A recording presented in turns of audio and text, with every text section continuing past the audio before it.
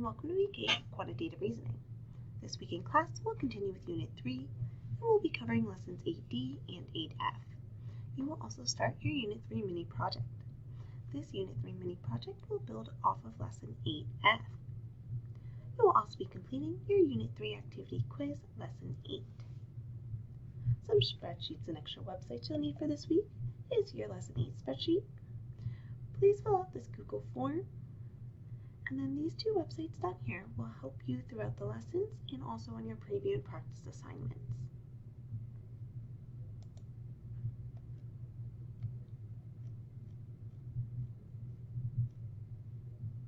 Please note that Tuesday and Wednesday are both reading days, but the college will still be open. So for this week, you'll complete your Edpuzzles while filling out your notes, and again, starting the Unit 3 mini project. Please make sure you're staying up to date on your preview and practice homework assignments that are found on D2L. Please come to student hours or reach out via phone or email if you have any questions. I hope you have a great week.